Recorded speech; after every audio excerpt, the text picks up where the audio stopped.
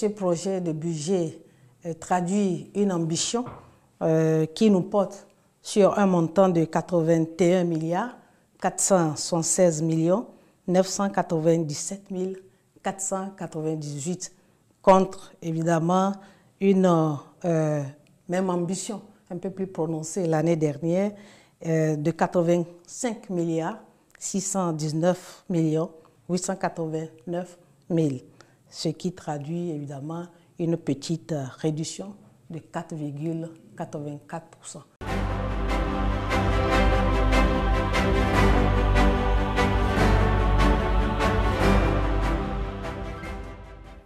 Pour l'année 2024, nous maintenons notre rigueur dans la poursuite des réformes parce que ces réformes se sont montrées salutaires.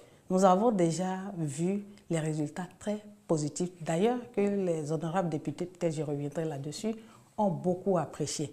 Nous avons présenté les 4 projets, les 4 programmes, j'allais dire, qui ont été fouettés pour traduire une ambition supérieure. Le projet ou le programme de la recherche a été vraiment musclé, en ce sens que, enfin, nous devons pouvoir dire qu'est-ce que nous comptons faire pour la recherche. Notre ambition, c'est de mettre en place une agence béninoise de la recherche et de l'innovation qui va fédérer les différentes petites structures qui existaient pour aller vraiment aux grands résultats, aux grands problèmes qui se posent à notre communauté, aux populations. On a réussi à tourner la page d'attente longue quant aux allocations. Maintenant, nous comptons poursuivre dans la même dynamique afin que les étudiants puissent avoir leurs allocations à temps. Pour ce qui concerne les œuvres universitaires de façon générale, ils sont nombreux à se demander la question du transport, comment on va faire cela, la question de leur hébergement. Tout cela, on ne les met pas dans les mains de ceux qui ne savent pas trop de quoi on parle. C'est pourquoi le gouvernement a voulu, alors pour l'année 2024, aller vraiment au grand pas pour la question de transfert des œuvres universitaires et sociales. Mais en attendant, les questions essentielles qui peuvent être solutionnées avant d'aller jusqu'à ces réformes seront poursuivies, surtout la question de leur transport. Nous avons mis ça au rendez-vous de 2024.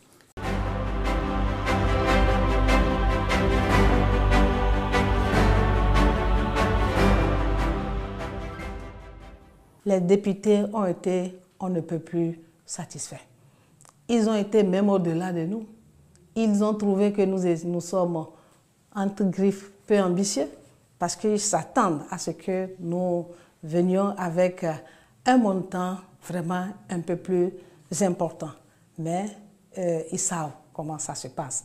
Et ils savent que ça ne se passe pas, il n'appartient pas à un secteur de pouvoir se donner sa part de budget. Ça passe toujours par un certain nombre d'échanges, un certain nombre de régulations et un certain nombre d'organisations de ce qui entre réellement dans la cagnotte de l'État. Et nous n'avons pas manqué de les remercier et d'espérer leur accompagnement jusqu'au bout.